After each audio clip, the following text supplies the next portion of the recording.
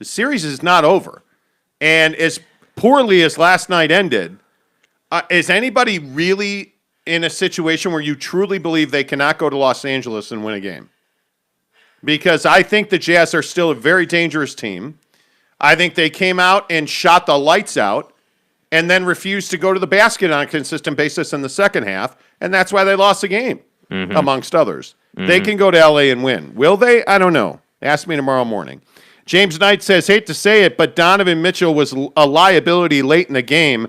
How can you come out of a timeout and he dribbles the length of the floor and pops the three from top? Way to draw it up, Quinn. Well, I can't disagree with that. I mean, no, he's not wrong. And let's get into it. Listen, I know this was a painful loss, and I know Jazz fans this morning are quite frustrated. Where should your most frustration be directed at, or to whom? When I say whom, who should get your venom this morning? I think when you look at this game last night, I think Quin Snyder deserves quite a bit of your venom this morning. I think if you're upset and you're frustrated, playing George Niang and Oni together is inexcusable in my opinion. There's just no situation where in the regular season, let alone the playoffs, where you would have George Niang who looks petrified, where you would have him on the floor with Oni and really without another viable scorer at the time. How does that work? And I look at that. I look at some of the rotations. I look at the fact that you did not come out on a mission to get to the basket in the second half. When you sporadically went to the basket, you had a lot of success. Jake, I put a lot of the liability from this loss on Quin Snyder. Yeah, and I don't think that that's wrong. I think that Quin did a rather poor job of kind of steering the ship in this game. You don't...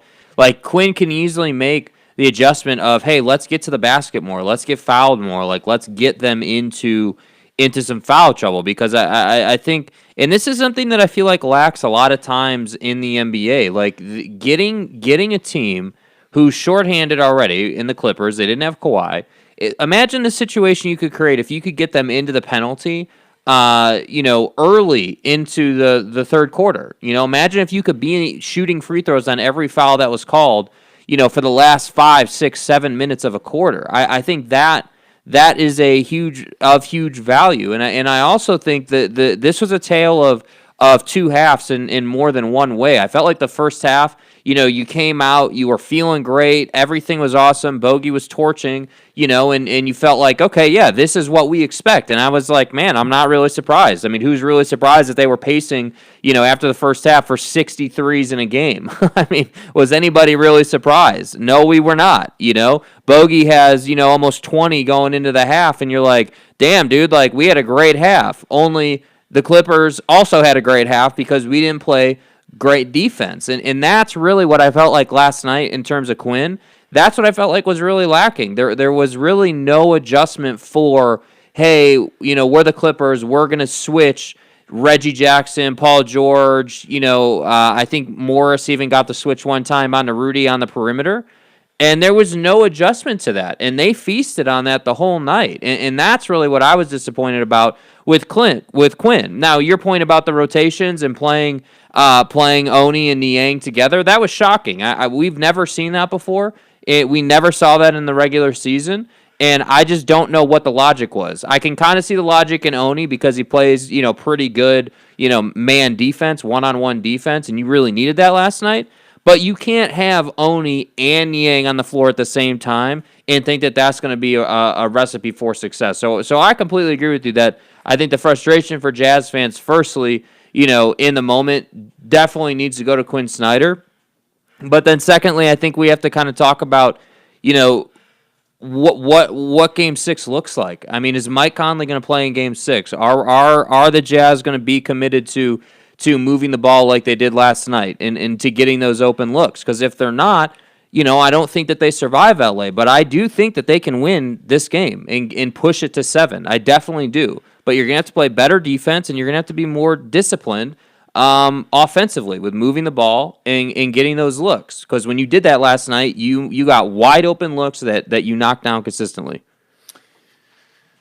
Yeah, I think it's hard to argue with any of that. I think Quin Snyder was badly outcoached last night, and I'm one of the guys that believes in Quin Snyder quite a bit. I think Quin Snyder is a quality NBA head coach.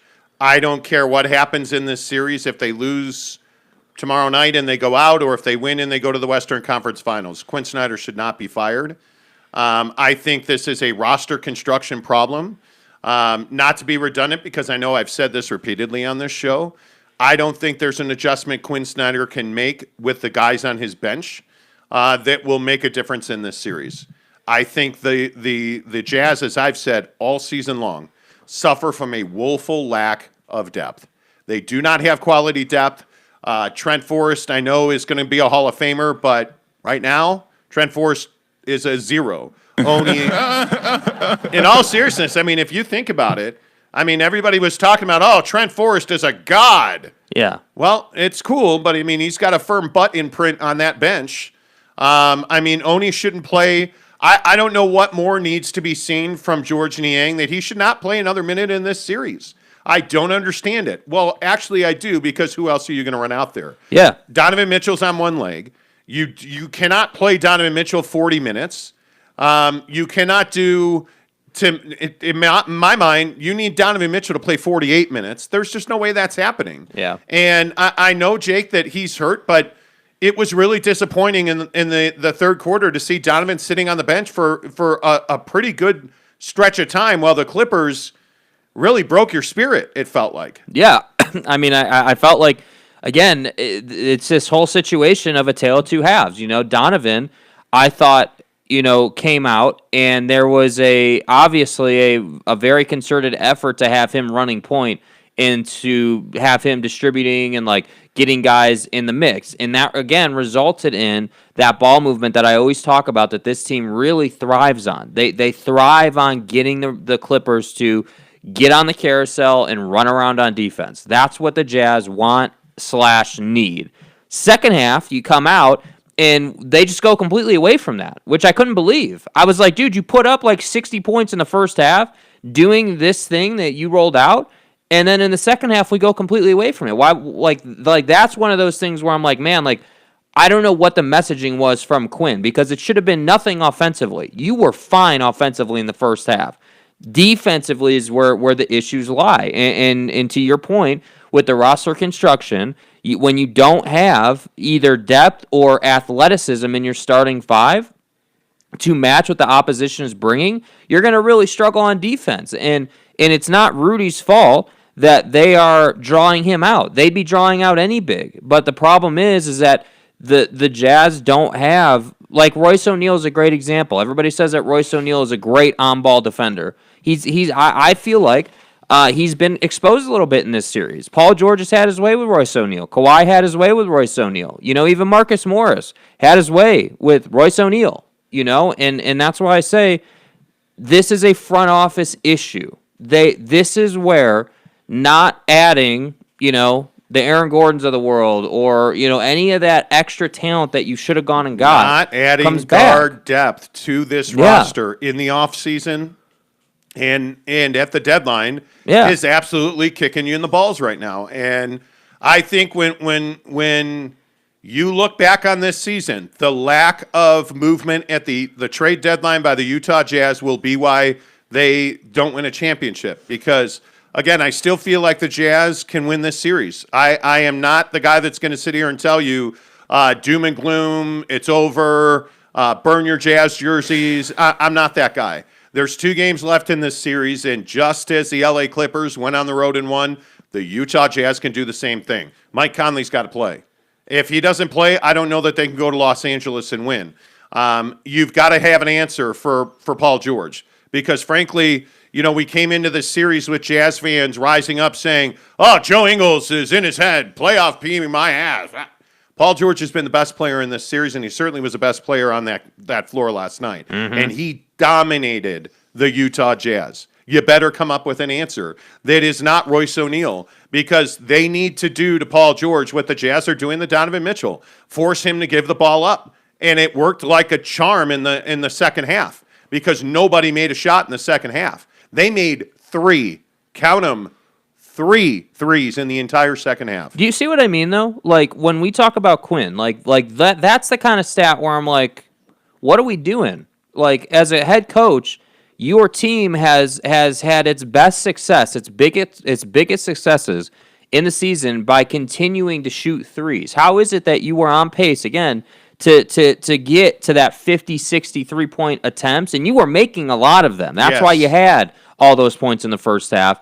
And then you come out in the second half and we just go away from that. That's where I was kind of like, what was the messaging at halftime? Because I wouldn't have said anything. Don't do anything different offensively. We look great offensively. We're good, But defensively, that's the issue. I mean, you got 60, but you also gave up 57 or 55, whatever it was, So I was really surprised by that. It's frustrating. Yeah. I mean, there is no doubt. And excuse me. Yeah, Jazz fans are choked up too. Post-nasal drip, man. The most frustrating part of this whole situation with the Jazz is you could have easily avoided this multiple times. And this is who you are. This is who you've been. And I think injuries are the great equalizer in the playoffs. And with Donovan and Conley being hurt, Conley's not playing. Donovan last night just was not very good, frankly. I mean, when's the last time you saw him shoot an air ball on a three, let alone multiple air balls in a 5-minute stretch? Like, the excuses are there if you choose to use them. Please don't. Because this roster, when they're 100% healthy, in my opinion, is not an NBA championship roster. I think you're looking at a guy in Bojan Bogdanovic who is not good enough to command the basketball. And he was unbelievable in the first half. Like, what was it, 7 of 8 from 3? Yes, 6 of 7. Yes, it was. He was 6 of 7 in the first half. Then he went. Then he goes 1 of 7 the rest of the way. I believe it was. So and again, we've had long conversations about Bogey, but I think the reason that happens is because they don't consistently work the ball to him. And again, I know I was just saying this, but this comes right back up when we talk about why Bogey goes from 18 in the first half to basically nothing in the second half. That's because they shifted. And again, I don't get this. They shifted away from Don running point, which I thought was a brilliant adjustment, by the way. I thought that was a really smart move, and I even texted you this last night when I was watching the game. We talked yesterday on the show about how Donovan Mitchell was playing a ton of hero ball, right? And that was kind of hurting the Jazz, and that was really taking them out of their rhythm. Okay, how do we get rid of that? Put Don on the ball running point. That forces him to move the ball, and by doing that, we get away from hero ball. Okay, great. Adjustment. Love the adjustment. And as a result, you get Bojan going crazy. You get all these awesome threes, and then what happens in the second half? We come out, we're running point jingles. Don is shooting air balls, and Bogey doesn't really see the ball, and you wind up turning it over a few times, and it doesn't make a lot of sense. That's the frustrating part. It wasn't that the Clippers were so much better than you last night, but I do feel like from a consistency standpoint, you know who the Clippers are now. Like, they've shown you, hey, this is what we're going to do to you. We're going to press you defensively, and then we're going to try and get the Gobert switch onto either Paul George or Reggie Jackson, or it was Kawhi before he got hurt.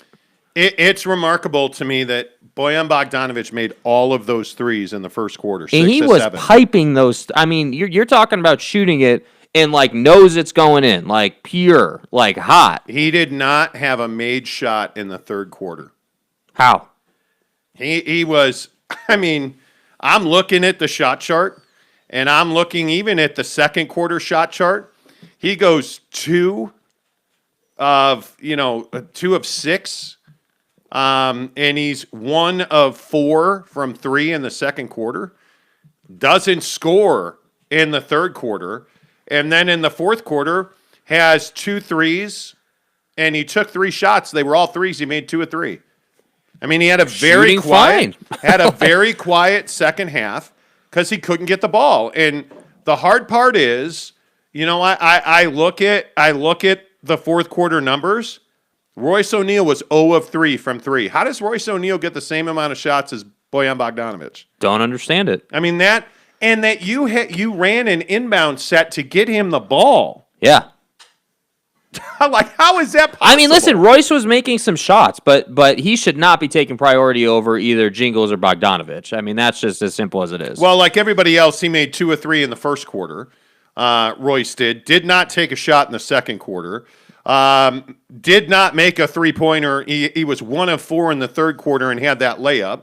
Yeah. And then in the fourth quarter, he didn't make a shot. Like, Royce O'Neal's not a guy that you can give the ball to and say, please score. We need a basket. No. And You the problem can't do is that. with Don's ankle, I felt like last night he was not plugged into this game, and that's why I say, like, to kind of keep bringing this back home to the Quin Snyder thing, those kind of situations, Bogey not getting the ball, right? Taking Don off the point in the second half to go point Jingles for a while. Like, only giving Jordan Clarkson only getting 2 shots in the fourth quarter. how? Jordan Clarkson did not score in the fourth quarter last night. Yeah. I mean, it's amazing the lack of cohesiveness in crunch time. It for begs this the team. question. It begs the question, what is it that Quin Snyder is thinking? Like, what is it when he was watching this game, when he comes out in the third quarter, first of all, makes those adjustments and the adjustments don't work. Where do you go mentally? Because typically Quinn does have a good answer, and most of the time they're strategic answers because, again, they're not going to be, hey, let's make this substitution or that substitution because of the way the roster's built. Listen, when he's sitting on the bench and being serial killer Quinn, and he's got that death stare and he weighs like 36 pounds because he's just got no body to him, and he's just chomping on that gum. Yeah. Like He's pissed. thinking of ways to break Rudy Gobert in half. Yeah. For being a fool. Yeah. That's when you know this team's in trouble. I think Quinn's doing what he can do with what he's got. Please don't ever play George Niang again, ever. Like, that was incredibly disappointing that he was doing that. All right, let's get some of your comments in here. The Jazz lost Game 5 by themselves, Austin Parkins says, but what is with the officiating this series regarding Paul George? Heavy sigh. Heavy sigh. Okay, Austin, I'm hoping you're not saying that the officials are why the Jazz lost the game. Because usually when you say, well, the Jazz lost the game by themselves, but the officiating was terrible. The officiating was terrible both ways. I mean, ask Reggie Jackson about 4 fouls when, they called 2 fouls on him where he never even touched anybody. Yeah.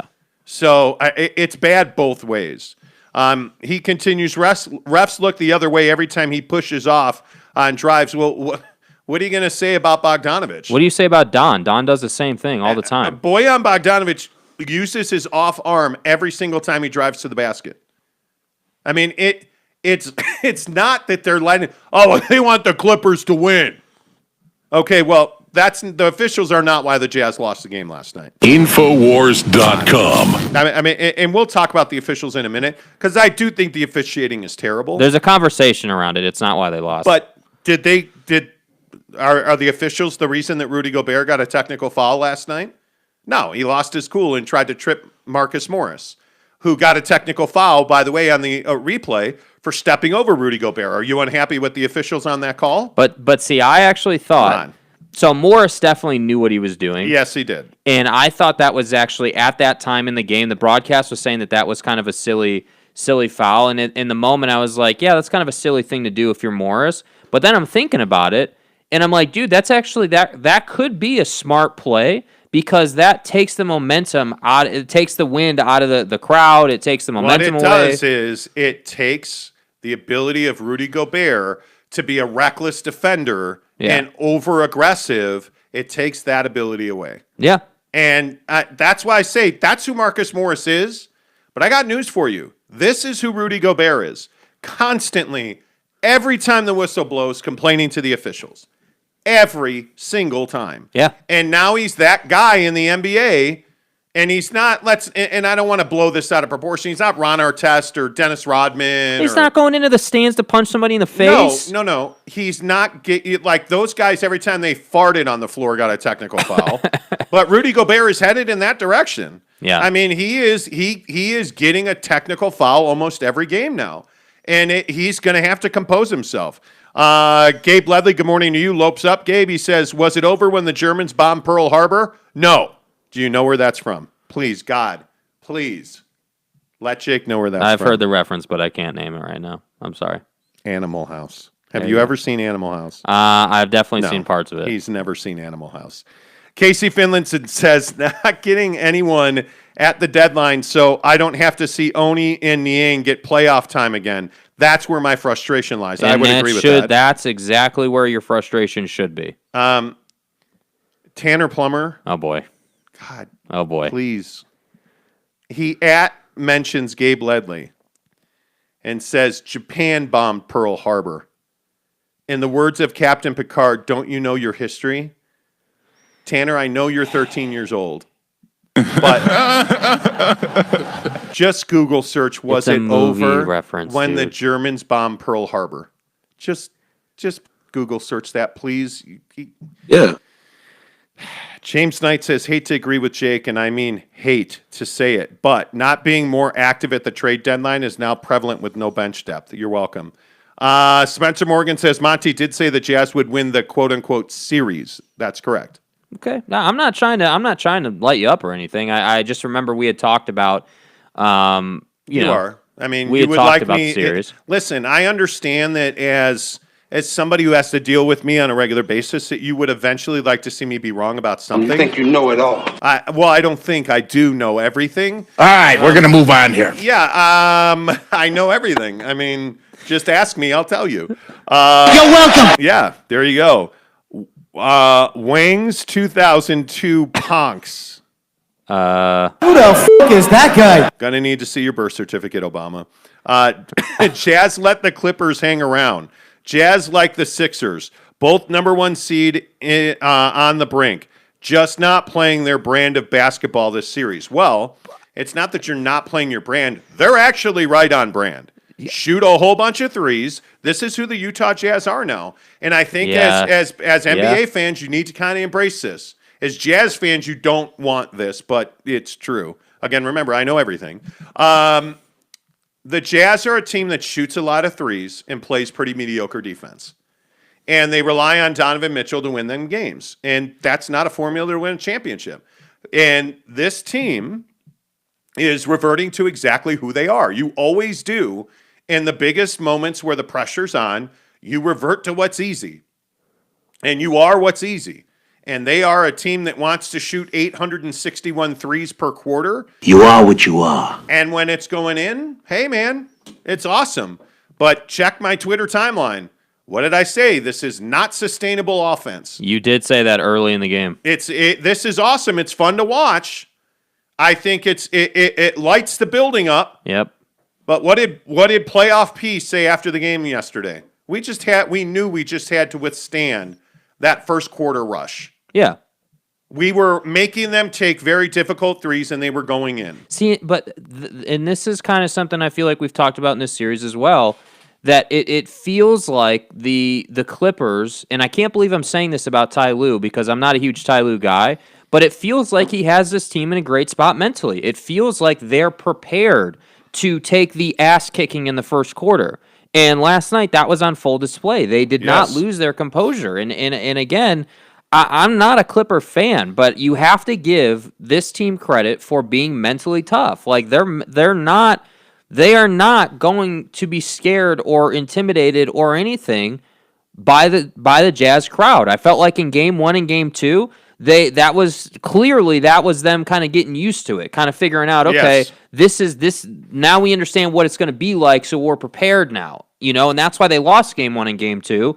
They bounced back in game 3 and game 4, and now all of a sudden you're in a situation where you're like, oh man, like this team is mentally here, they're executing, and we don't really have an answer, and that's why I feel like amongst Jazz fans there's a lot of panic right now because there's not an easy like, hey, Don just had a bad shooting night, or it's not like an easy fix. You have this is tactical stuff that the Jazz have to mentally make the effort on in order to win this next game. Well, and I mean, if the Jazz lose tomorrow night, this would be an epic collapse. I mean, I just from what standpoint? How do you mean? I mean, they lost Kawhi Leonard. who may have an ACL injury. We don't know. We should know more today. You were up 2-0, and they don't have their best player. You're fully in control of the series. And then they come back and beat you on your own court. They punched you in the face on your home floor. Yeah, that's 3 wins in a row. And you just had no answer for it. And now, as a Jazz fan, the thing that should piss you off most is this is Paul George beating you. Man, that's annoying. And it is one of these situations where my biggest frustration right now with the Jazz is that this is all self-inflicted. This is all mistakes that you made, and I feel like you made these mistakes because you got overconfident. And I feel like when you went up 2-0, I feel like you let your foot off the gas. And you went to LA, and you got beaten pretty badly in Los Angeles. I mean, the Clippers were by far the better team, especially in Game 4. I mean, the Clippers were just the better team. Right. And now I never felt like in the second half that the Jazz were going to win the game. Really? Never. Not, in the second half, not for a single minute. As soon as you came out, and the Jazz either have big quarters in the third quarter, they either have big third quarters, or they go to sleep. Yeah, and they went to sleep. They got knocked out last night. Yeah. I mean that's what happened in the third quarter. And when you can't stop Reggie Jackson, and the guy is just bawling his brains out. Let Paul George have his. I'm good with that. Paul George, I will again continue to say, is an elite shooter. He's an elite mid-range player. I think Paul George is a really good basketball player. Reggie Jackson and Marcus Morris can't beat you. Wow. And they did last night. And that's what you should be disappointed in, is that you have this mystique about your club that you're this unbelievable defensive team. Yeah, juggernaut defensively. Yeah, like I was fortunate enough to go on the mighty Sports 1140 KHTK in Sacramento yesterday with a guy named Doug Christie, former NBA player. Yeah. And he was like, "Well, how are the Jazz going to win this game?" Talking about yesterday's game. Yeah, Okay. and yeah. I said to him, "Well, they're going to have to attack Marcus Morris because they don't have size. They're going to attack Zubats, and they're going to attack Luke Kennard. Yeah. They didn't do that. Yeah. And I don't know how you Well, I felt like though that Rudy had there was that, I think it was in the third quarter. Stretch in the there third was that quarter, stretch in the yes. third quarter where Rudy really got going after having, I want to say, had like 2 points and 8 boards. Like he was having a brutal game, from the stat sheet. And he gets going because they're missing all those shots, and he's got the size, so he was just rebounding and cleaning up. How many baskets do you think Rudy Gobert had in the second half? 6 or 7. How about 2? That's all he had in the second half. That's it. He had 2? mean, it's pretty I swore remarkable. he had more than that. He only had 2. He was 2 or 3 in the second half. And that's what I'm talking about. He had those 2 putback dunks. Yeah, it felt like more than that to me. But because you're at home and the crowd gets turned up, and yeah, right. But I think the interesting thing is if you look at the box score, Rudy Gobert had a terrible game. I mean, Rudy Gobert scored 17 points and had 10 boards and had a terrible game.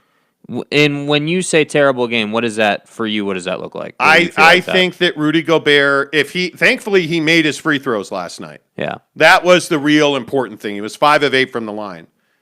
But several times he just chose not to challenge guys at the rim. And I think the Terrence Mann dunk really hurt Rudy Gobert mentally. Like there were all kinds of people like, "Oh, Rudy hurt his foot. That's why he couldn't block the shot." Come on. Every big man gets dunked on in this league. It happens. Yep. You cannot then not try to block guys at the rim. And I feel Do you like think he's mentally soft? Is that too harsh? I think Rudy Gobert is soft physically and mentally. Yes, I do. And I think that's why he plays to the officials so much. Because Rudy he needs help. Yeah. He is a guy that, and I just say to you, Rudy Gobert cannot put the ball on the floor and expect positive And results. they've been talking about that on the broadcast. And it happened twice last night where I think it was Don gave it to him literally above the elbow. And it was almost a turnover the first time, almost, but he was able to recover it. So I don't know, man. And again, that just goes back that's a coaching point of emphasis. We're not giving the ball to Rudy above really the block. But let's I'd say. be honest about where you can give Rudy Gobert the ball. If you are not, if he is above the free throw circle, don't give him the ball. Yeah. If he's outside of the painted area, don't give him the ball. Yeah. You cannot ask him to dribble the basketball. Rudy Gobert has no ability to put the ball on the floor. None. His shot percentage is like 18% when he dribbles the ball. Yeah. When he doesn't dribble and he scores, he shoots 60%. Yeah. That's not an accident. Air quotes shooting, more like dunking. Yes, dunking. It is what it is. All right, let's get some of your comments in here. James Knight says Donovan Mitchell showed low basketball IQ with his shot selection and does not make his teammates better. Well, when you're injured, and he is clearly injured, Yeah. But Donovan Mitchell made his teammates better last night. Why were there so many shot opportunities in the first half? see, I think he did it you're right. In the first half, he did. In the second half, I don't feel like he did. I have to, that was James who said that? Yeah. Yeah, I have to agree with James that in the second half, it was definitely low IQ basketball. But in the first half, I felt like he did a great job. You know, he distributed. He was the starter for the offense. Hey, make this pass. That's going to lead to 3 more that gets Bogey the wide open look. I mean, it's not that hard. Like that's a thing that I'm just sitting here like, this is not hard. You guys know what you need to do. Allow Rudy to set a pick for Don, get the switch you want, and move the damn ball. Like that to me, like I know that that's super basic and simple, but that's what this team has thrived on. They have literally beat teams by 40 points just by doing that. I mean, let's not forget what they did to, Sacramento and what they did to all these other teams in the regular season. And I know it's a very painful loss, but you have to remember what this team is capable of. Why can they not be consistent? Because they don't have the Say it. They don't have the intangible mentally, in my opinion, to They are overcome. not mentally tough. Yeah, they don't have the ability to overcome adversity, and their overcoming adversity typically looks like giving Don the ball and just saying, "Hey, go and get it, overcome this moment and score for us." Yeah. So that ankle injury, as much as I hate, I really do have a large disdain for using injuries as an excuse. But for the way the Jazz play the game, that ankle injury really hurts their ability to overcome the run from the Clippers. It's taken his spirit away. Yeah. It without lift. I mean, what did he have, 14 points last night? Like, at one point, he had 11 points late in the game. Yeah, Donovan Mitchell had 21 points, 5 rebounds, 5 dimes. I mean, just an average-ass night for him. Rudy Gobert had... Do you know who led the Utah Jazz in block shots? I mean, it wasn't Rudy, I don't think. Royce O'Neal with 1. Yeah. Nobody else blocked a shot last night. And I think... It's frustrating. It is. It's very frustrating. Because, again, I'll just go back to our old philosophy of understand who you are and where you are and where you're going. And who you are right now and where you are right now is you're a pretty average basketball team here right now today on January 17th. You're average because Mike Conley's not playing and Donovan Mitchell has a pretty serious ankle injury. And we need to talk about that. So you're an average-ass team right now. Well, where are you going? Well, you're going in the wrong direction unless Mike Conley plays and unless somehow, and again, I'm just going to go back to icing Donovan's ankle on the bench. That was really stupid. You should have sent him back to the locker room because there's only one way to get that ankle healthy, and that's to rest it and treat it. And they didn't, LeBum, he sucks. Yeah. Okay, well, he was smart because he went back to the locker room and got treatment as soon as he could. And he still got that ass beat in the next game, but at least he tried. I just am... I think the Utah Jazz in the front office and ownership of this team had better have a real serious look in the mirror and understand who you are, where are you now, and where are you going? Because you're going in the wrong direction. Yeah. You're older, you're injured, you're not deep, and you're not athletic. And all of those things add up to a really bad end result. I mean, I'm not trying to be a dick about it. But all those things add up to a terrible end result. Yeah, it adds up to basically building false expectations through the regular season. Dvorin Rouzavalajan mayonnaise and ketchup. Who the fuck are you? Yeah, he says, I think the Jazz got their balls broken, It's hard to make adjustments from that in the next 2 games, but let's see how it plays out. See, and that's my biggest thing. Like, so where do you go from here mentally if you're the Jazz? This is the first time I can honestly say, having covered this team, I mean, the entire way. I mean, watching almost every game front to back, this is the first time I can honestly say, man, like, you got beat at home. That never happens to this team. Not in big games like this. Like but this is also why it's shocking that there were tickets available 24 hours ago for Game 5. Well, how is that I guess, building, how is that building not full to capacity? Yeah. And loud and the roof coming off the place, and like this has been an odd situation. I just don't. Jazz fans are usually the loudest, most raucous fans in the NBA. It was loud in there last night. I mean, I understand that it wasn't 100% sellout, right, but that was loud. Okay. I don't disagree. Well, let's read a couple comments, but I want to talk about Conley too. We need to talk about it. There's Driftwood says there's no reason Mike Conley sits on Friday. I think you're right. You got to do what the Nets are doing with James Harden. Their season is on the line. Losing in the semis is not good enough. No, it's not. And the Brooklyn Nets embrace that, and they know that.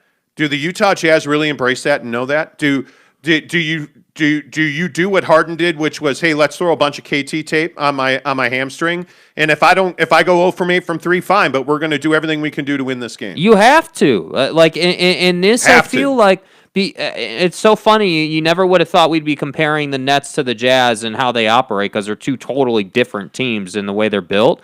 But I think Mike Conley is going to take a lot of heat from this fan base if he doesn't make an appearance in this series. And again, like, if you go out there and you play hurt, fans aren't going to expect a career night from you. But what they do expect is you to just bring the ball up and put Donovan Mitchell in good positions. That's all we're looking for here. That's all we're looking for. You know, we're not looking for Mike Conley to come out and give us 30 and 10 dimes. You know, we're looking for bring the ball up, play 25 minutes, you know, and do what you can do. If you score, that's great. You don't need Mike Conley to score to win. You need Mike Conley not to turn the ball over. You need Mike Conley to play pick and roll with Rudy Gobert and set the tone early in the game. That's what you need. That's what you need. I need Mike Conley to set the tone in the third quarter. And I need Mike Conley to settle the ship when the Clippers are going ham at home. That's what I need. They needed. Frankly, I was a little disappointed he didn't play last night. To be quite honest with you, I wanted him to play last night because I felt like. But see, I don't think you going into that game you thought you needed him. But but here's and maybe that's the bigger issue. Yeah, you're playing a 3-game series against a team that has shown you now that they can beat you. No, they haven't. The Clippers never showed you that they could beat you without one of the best players in the world. They didn't have, and a lot of people forget this. That Clipper team that kicked your ass last night didn't have Kawhi Leonard. Yeah. So I had no problem sitting Mike Conley. It makes all the sense in the world that this current Jazz team should be able to beat that Clipper team without Kawhi Leonard. Yeah. That's why this is so shocking. Yeah. If they don't beat the Clippers in this series, it's a complete and total collapse. It's a choke job. It's everything you want to say it is. If you lose this series to the Clippers who don't have Kawhi, you're playing a 3-game series and you can't beat the Clippers 2 out of 3 games at home in your own building without them having Kawhi Leonard. Yeah. That would be an unbelievable Yeah, you're not wrong. Collapse. You're not wrong at all. Yeah. I guess maybe for me, I guess I more felt like mentally you should have been saying, hey, this is our opportunity to strangle this team. This is our opportunity to end them, you know? And I don't know. I get if it was me, I would have tried to run Mike out there for a few minutes and see what he could give me. But at the end of the day, you're right. You're right. No matter what, there's no getting away from that you lost at home without Kawhi. I wouldn't have played him either. And this Mike Conley setback thing, and if you didn't hear this, Mike Conley said between game 2 and 3, he had a setback while working out and trying to get ready to play game 3. He had a setback with the hamstring that has kept him out of the lineup. Why are you talking about your injury? That's a little surprising. Because there's questions. There's a lot of questions. Yeah, but there's always questions. I'm a big believer in the best information is no information in professional sports. You Yeah. don't talk about your injuries. You don't ice Donovan's ankle on the bench. Like you don't do Well, that. apparently you do if you're the Utah Jazz. Yeah, apparently I they're just- cool with that. I can't even. Yeah. Yeah. Let's see. Axel Granzini. Mitchell won't be 100% for Game 6. Neither will Conley. No, they won't. But you got to gut it out.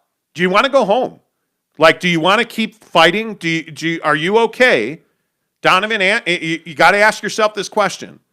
Donovan, are you okay playing through pain for the next month? Are you good with that? Are you good playing I on would this think he ankle is. for a month? I would think he is. I would hope that he is. Mike Conley, are you good playing with this hamstring situation for another month? Yeah, I don't know if he is or not. the Conley thing is extremely frustrating. And, Yeah. and when I say that, I want to be clear that I'm not sitting here saying that Mike is a quitter or that he doesn't want to be playing, because I guarantee you he's pissed that he's not playing.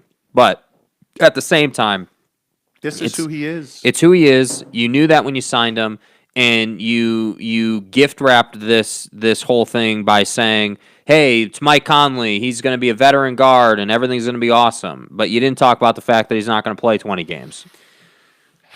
It's really the Mike Conley thing is really frustrating, and the reason I say that is because Mike Conley is a guy that you know is always hurt. I mean, you know he's hurt. You know that Mike Conley is somebody that doesn't play 70 games a year on average most years. Mm-hmm. You know, but you gave up. You gave up a lot to get Mike. I mean, you get what would Jay Crowder mean to this team right now? Jesus.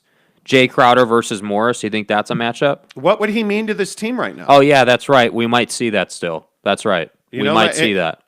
And I think when I look at, you know, the basis of these deals and giving up a guy like Grayson Allen, essentially Kyle Korver's a nothing. Okay, Yeah, cool, Kyle Korver great. doesn't count. Yeah. Jay Crowder and Grayson Allen, if they're still on this team, you're beating the Clippers That right now. toughness factor, though. Grayson Allen has turned himself into a really good defender and a really good three-point shooter. And again, I know Jazz fans want to malign him, and we talked about this in the Memphis series. Yep, we did. Yep. You went all in on Mike Conley, and you're paying that guy $30 million a year Oh. And I saw that mentioned on Twitter to last not night play during the games. game. People You're- know that number. You're paying Rudy Gobert $205 million to trip Marcus Morris and be a non-factor, to be an absolute zero on offense. Yeah. And again, for all of you who said, because there was a big Twitter debate a week or two ago about how I was just trying to get, you're just trying to get subs and you're just saying outrageous things. Because I said, well, Jake says the Jazz play 4-on-5. Well, no, I think they play 3-on-5 most nights. On the offensive end. And I think this is a great point, by the way. Because you can't give the ball to Rudy Gobert. You don't want to give the ball to Royce O'Neal. Okay, so now we're Jingles, Bogdanovich, and Donovan Mitchell. Last night, Donovan Mitchell really couldn't give you much, so now you're 2-on-5. You wouldn't give the ball to Bojan Bogdanovich in the third quarter, so now you're essentially playing with a bunch of dudes who you don't want to give the ball to, can't get the ball, won't get, like, do you see when I say that this team is really limited, it's really limited. Yeah. And that's why they need to move the ball to have success. It is shocking to me the money that you are paying guys who give you nothing offensively. Yeah. I mean, I just don't know. I just don't know how you justify what you're paying Rudy Gobert, what you're paying Mike Conley, what you're paying Royce O'Neal. And I think in this conversation where the struggle really comes in is just mentality wise. Like, yes, the money is an issue, but then I even boil it down further, and I'm like, okay, you're sitting here building this roster, and you know you're thinking about, okay, what do I want the identity of this team to be coming into this season? Clearly, the mindset was, hey, I want to build a really good defensive team, and then we're going to do what we can offensively. The problem with that, though, is in the postseason, NBA teams have so much talent that they can figure out, okay, well, this is what you're doing defensively. How do we break that? And you break that by getting the switch, by getting Rudy away from the basket, which is what we told you they were going to do. And by doing that, you space the floor. And this league is now, it is not about having a traditional big anymore. I don't know if, after last night's game, with how traumatic that was, if we forgot about how exactly the Nets went about the Kevin Durant game. Yeah. They did not play a big in that game. Kevin Durant is their big. That should tell you something. You got to have more athleticism. You got to have the ability to get up and down faster, more quickly. You got to have another Donovan Mitchell on this team, like straight up. That's what this team needs. Yeah, and Ace says, you guys keep going back to money. What does that have to do with losing? This team collapsed. Well, it has everything to do with this team collapsing. do you understand that Mike Conley's 25% of your salary cap? Why does that? Okay, but take it one step further. 25% of your salary cap. Let that sink in. Why? And I know I'm not.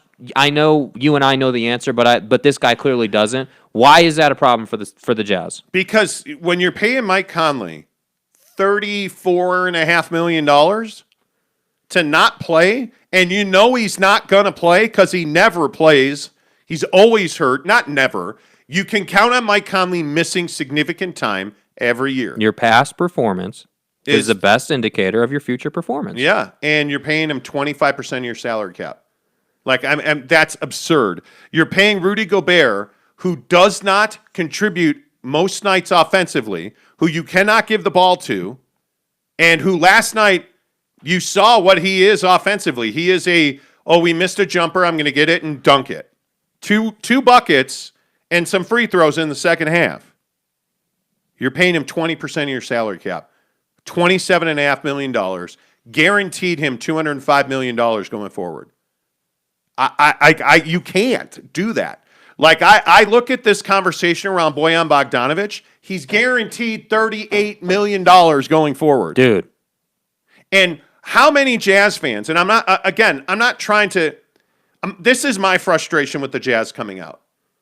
I don't ever want to hear anybody say again, well, if we had Bojan in the bubble and the wrist and Jamal stabbing game, you wouldn't have won a championship last year either. Because Bojan Bogdanovic is showing you he's not a big-time player. He's not a big game player. He's not a big situation player. And you're paying the guy, you're paying him $18 million a year.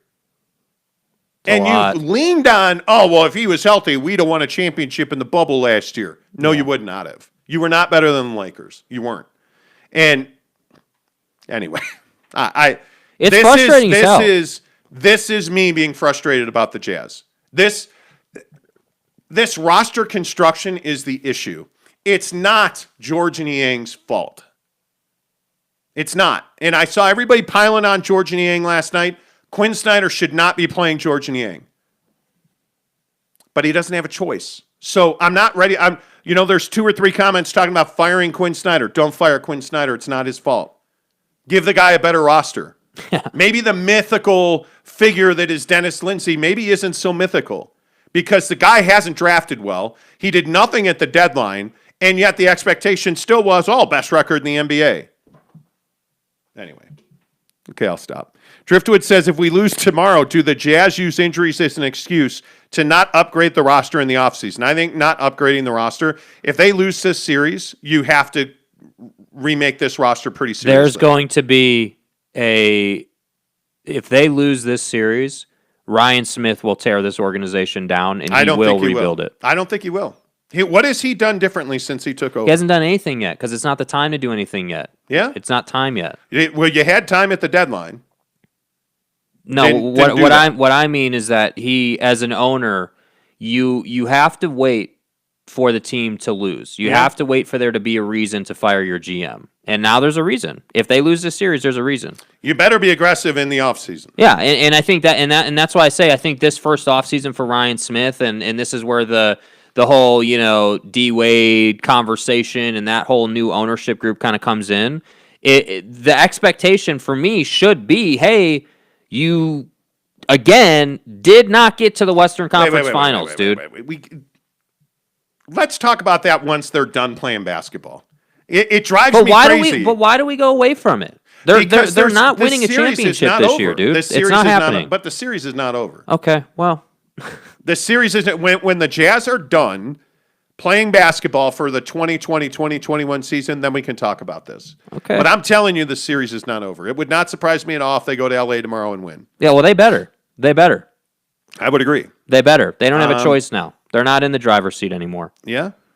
Yeah. Brandon Whiteside says Conley said he had a setback and felt pain. He didn't play. He didn't play. Well, don't you think, Mike? Don't you think Mitchell is feeling pain? Yeah, I agree with that. Sorry, Yeah, the leash on Mike Conley is done. There's no more. Hey, my leg hurts. I can't play. Please, and if they Like you can't bring Mike Conley back. I just don't think you can do it. Jazz lost steam and started looking puzzled. End of the third. End of the third, says Angelus Adult Ceremony. Okay. wow. Adult ceremony, table of three. Anyway, the point is, they looked puzzled and lost the minute they came out of the locker room for the third quarter. They were non-existent in the third quarter. Bojan Bogdanovic, I'm not sure he was in the building. I think he may have I don't know where he went. gotten a snack or something. I don't know. He was not there. I at one point tweeted, "Where is Bojan Bogdanovic?" Yeah. Because I don't know where he was. They lost mentally, and the Clippers hit them on the solar plexus hard. That'd be the midsection. They forgot to play defense. Morris and Jackson beat them. Agreed. That's a really good point. Yeah, I completely agree. It's not that the Jazz forgot to play defense. That's their defense. Reggie hit big shot after big shot. This is who they are. You knew it when Terrence Mann dunked on you. You know the Goodness balls gracious. you got to have as a rookie to go and try and dunk on but Rudy? What's he got to lose? Well, nothing. But he still deserves a lot of credit for, again, Rudy is the defensive player of the year, dude. Yeah. That's gutsy. eBay the Sofa Surfer says a pissed off Jazz team is a great team. I hope they come out dissed and pissed. Braden Christensen says if the Jazz lose this series, I want to see. Comment dump. I want to see some major changes made this offseason. The Jazz decided to try and stay put during the trade deadline while other teams got better. Truth. Yeah, dude. LVL 307, shouldn't the coach be accountable for a team's mentality? He should. Yeah, well, we've been talking about it. Yeah. I don't know if you're just tuning in, but we just spent like 15 minutes on Quin. Yeah, Gronzini said Rudy, Joe, Bojan, and Royce live off Mike Conley. There's some truth in that. James Knight said when Mike's playing, he's worth every cent, but his durability isn't his fault. The guy is 33 years old. Well, it's not his fault, but it's the Jazz fault for relying on him. Yeah. It's the Jazz fault believing that Mike Conley will be there when he's never been there in the past. And he's always dinged, he's always nicked, he's always hurt. And you said, okay, he won't be for us. Well, and he has been. There you go. I just don't know what would be different. Austin Parkins says, I'd really like to see the much-touted defense the league's defensive player of the year allegedly has. He stood aside and allowed any Clipper to drive the lane. That wants it. That's the shocking thing. Yeah. I'm glad somebody said it.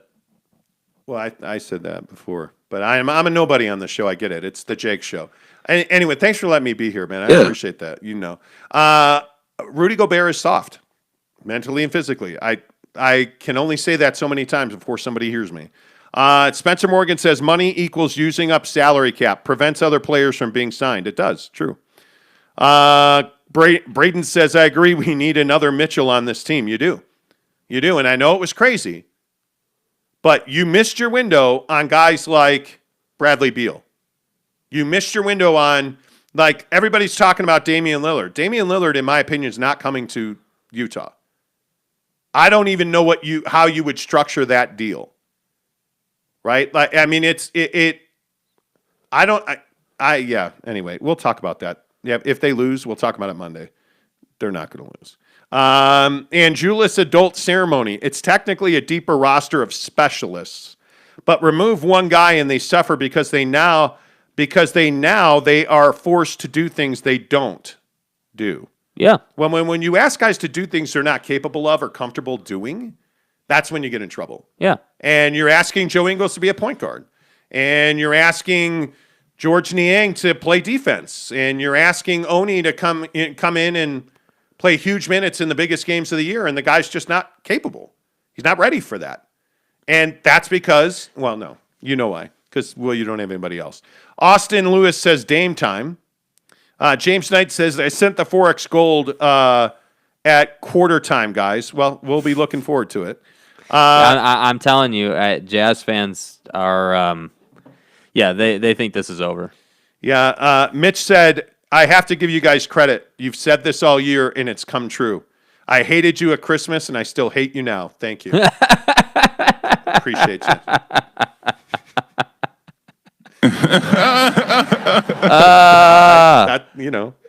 Casey Finland says, guys, let's just say it. The Jazz feasted on injured and bad teams all season long and are now on the other side of that as injured team and looking average at best.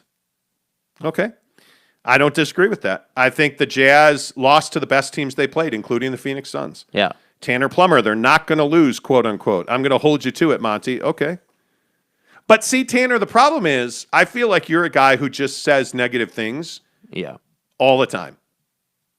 And the Jazz are not a terrible team. They finished the season with the best record in the NBA. Does not make you a championship contender. But, yeah, anyway. Mark Alexander Urel. Jazz need defense in some mid-range when their three isn't falling. Yeah. They're weak in this area. Yes, they are. Yeah. Yes, they are. And again, I will just say the mid-range is what's going to win a championship this year. Yeah, and that's been on full display this week. I mean, whether you look at Durant's game, PG's game last night, even Reggie last night with several mid-range shots, Morris, I mean, just eating in the mid-range. I mean, that's another point that you made that I feel like people were like, nah, that's not true. This is a 3-and-D league. And, yeah. I know everything.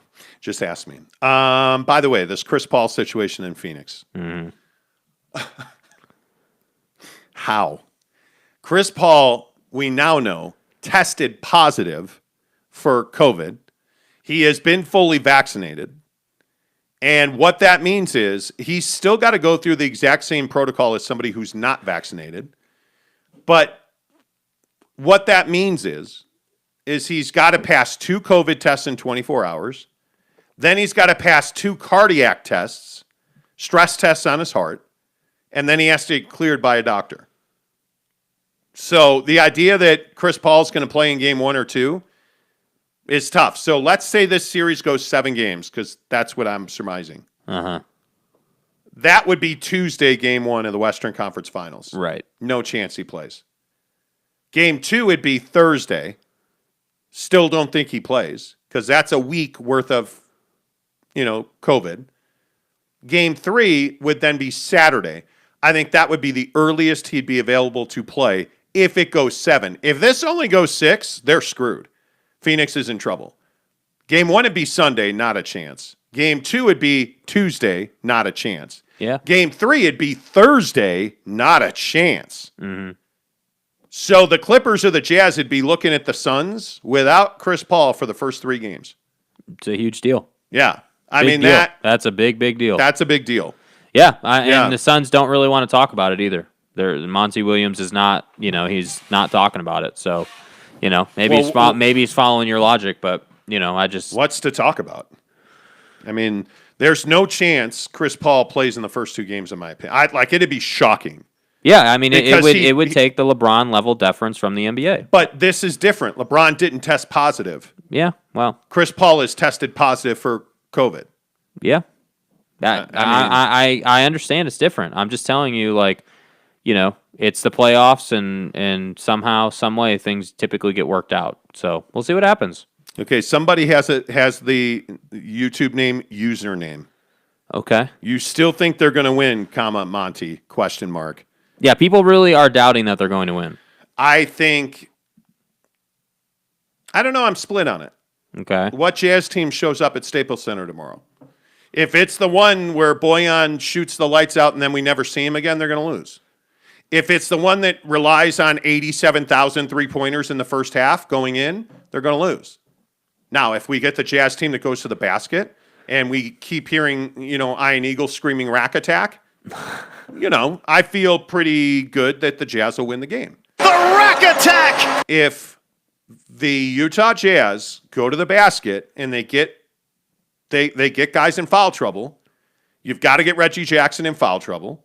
You've got to get Marcus Morris in foul trouble. Excuse me. You've got to get guys like Zubats in foul trouble. Yeah.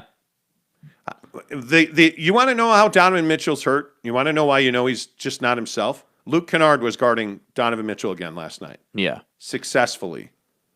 I mean, that's the level that his game has fallen to because of the injury. I mean, if I put a percentage on it right now, I'd be 50-50, and I think I still would lean a little bit to the Jazz because you never know who you really are until your back's against the wall. Yeah. You're fighting for your life right now. Everything that you've worked for this season is about to be undone and forgotten because nobody gives a damn that you have the Defensive Player of the Year. Nobody cares that Jordan Clarkson is the sixth man of the year. Mm-hmm. Nobody cares you had the best record in the NBA. Because what's going to happen when if the Jazz lose this series, is all of the stigmas will become facts. That this team relies on the three and dies on the three.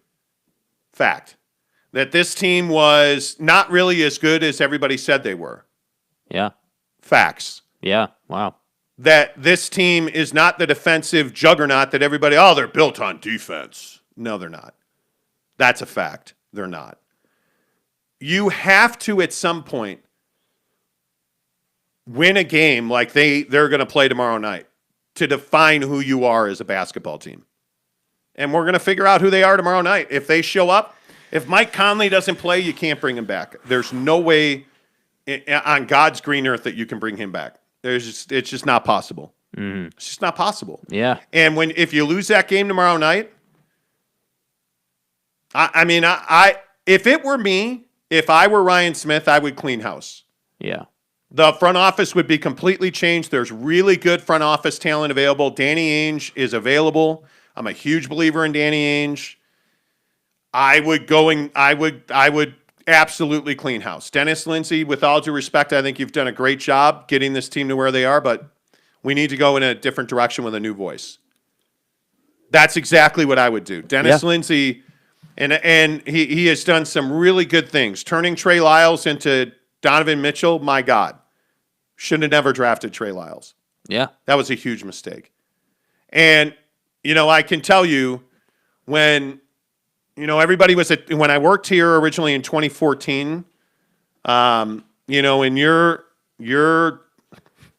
and I hate to do it, but if you look at the 2014 Utah Jazz draft and you look at some of these decisions, it's shocking.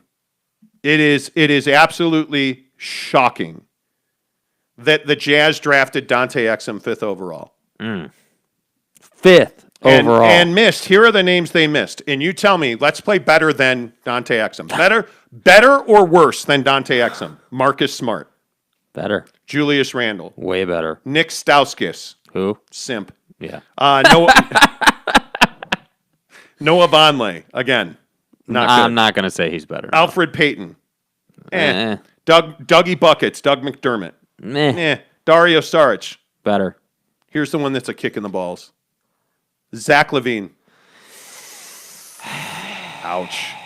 TJ Warren. Better. Adrian Payne. Let's keep going. Yeah. Yusuf Nurkic. Better. James Young. Keep going. Tyler Ennis. Keep going. Gary Harris. Better. Way better. Bruno Kabosiababubu. Who the f*** is that guy? Mitch McGarry. No. Jordan Adams. No. And then at 23, you drafted Rodney Hood. And again, by the way, Clint Capella. Better. Bogdan Bogdanovic. Better. I mean, there's guys who went after these dudes. You picked him at 5. That's the hard part. It's not like you picked him at 30. You picked him at 5 in the first round. Damn. And again, we can just keep going down this list.